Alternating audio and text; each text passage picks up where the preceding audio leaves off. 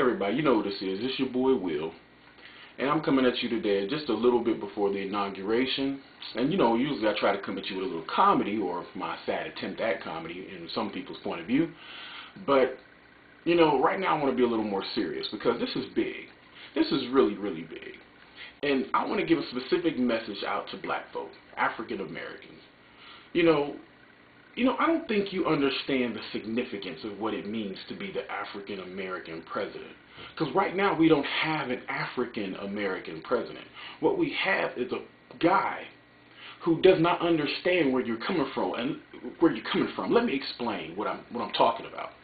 You have a man who is descended from a Kansas mother, Kansas white mother, and an African immigrant, not a citizen, an immigrant from Kenya. And what about that tells you that he understands your experience? Let me go a little more in depth. See, when I envisioned the first black president, I didn't envision a Kenyan immigrant and Kansan white woman's product. I envisioned somebody who truly understood what it means to be African American, somebody who could possibly, not saying everybody can, but somebody who could possibly trace his roots back to slavery. Because see, that would be poetic justice. Somebody who actually had somebody who suffered under the apartheid system that was slavery and Jim Crow here in the United States, not over in Kenya under the British rule, where the British were, who I believe abolished slavery in like 1803 or somewhere around there. And they didn't have the kind of apartheid system here of slavery that we had to endure, that our ancestors had to endure. And you know, I'm just mind-boggled how African Americans have pledged undying devotion and loyalty to a man who does not have your experience, who does not know where you come from. We are talking about a man who grew up in an upper middle class household from a hippie mother who had a master's degree. And I don't know about you, I don't know too many poor people who got master's degrees back in those days making $25,000, $30,000 in the 70s. That's a lot of money. And I don't know too many poor people who can just get up and move to Indonesia or Bangladesh or India or any of those countries. I don't know too many poor people who can just get up and do that. I don't know too many poor people who can just have sabbaticals from schooling like his mother did.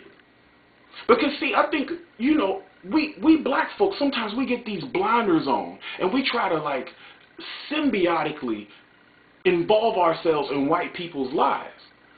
But you don't understand the demographics. You don't understand the statistics that make you who you are and where you've come from and how far you've come. See, you don't get it because you've been blinded by this consumer culture. You believe because you got a little house, a little car, a little decent job, and you can sit next door to Bob and Tom, and you can say good morning to Sue and Beth, that you've made it. But the majority of us have not made it. Let me explain. Only 13% of us, 13% of us can consider ourselves upper middle class or upper class. Another 7% of us consider ourselves middle class. But the majority of African American black folk are either poor, below the poverty line poor, or working poor, which means that they work a regular shift, 8 to 10 to 12 hours a day, but yet may not qualify for health care or benefits because they're working temp jobs, or they're only getting 30 hours a week. So understand that. And do you really believe Obama understands that? He doesn't. Obama is upper middle class. He grew up with upper middle class grandparents. He went to elite schools. He does not understand you people. But yet you give your undying devotion to him. Let me give you some other statistics that are just floating around in my head about what's going on in the black community that he will never understand. The murder rate between 15 and 19-year-olds, high as ever. The dropout rate for black males in high school, over 50%. The unemployment rate for black males in most inner cities above 12%. Do you think Obama truly understands that? Do you think he truly understands where you're coming from, and we're over there freezing our butts off right now in the mall waiting for this imposter, this buster to be inaugurated as the so-called first black president? To me, black is not only a skin color, but it's an experience. And yes, just because I didn't support Obama, a lot of you call me a sellout and buster. But you know what? You are the sellout and busters. You are the Uncle Toms for turning your back on your people and supporting someone who does not know your struggle. Do you understand that most black people go to church, they serve God, are not for abortion, they are against abortion? Most black people are hardcore are against crime because we have to deal with crime so much in our neighborhoods. The poverty is insane, sometimes at third world levels. Do you understand where I'm coming from? Probably not, because if you did, you wouldn't have supported Obama and we would not be having an inauguration like that today. Now, I know some of you are going to say, well, you supported John McCain. He didn't care about the Martin Luther King birthday. Are you serious? Do you really think that really matters in the scheme of things, Martin Luther King Jr.'s birthday being a holiday? The man cannot be diminished by anybody. Martin Luther King is above some damn federal holiday. Malcolm X is above some damn federal holiday. Medgar Evers, all the people who contributed to us being where we are above some damn holiday.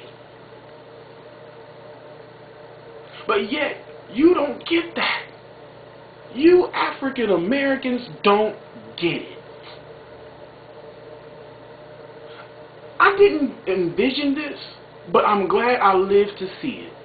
Because it just shows me how far we still have to go in our mental capacity for thinking as a people, as a culture.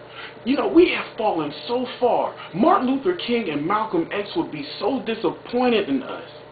So disappointed because we have not realized his dream. And his dream wasn't about integrating some damn counter or going to school with a bunch of white folks. His dream was about getting your head right, understanding your place in this world and moving forward as a people, as a culture. Malcolm X did not get killed so that we can have hip-hoppers going this like this, drinking on Cristal. He didn't die for that. He didn't die so a buster like Obama can become the first black president, so-called first black president. Malcolm X would not have supported Barack Obama. He would have not supported, let me say that again, not have supported Barack Obama. Because he understands that black is not just a skin color. Because if it was just a skin color, all you busters out there who call me a sellout, why don't you support people like Clarence Thomas or Michael Steele? Or any other conservatives or independents who don't hold your frame of ideology.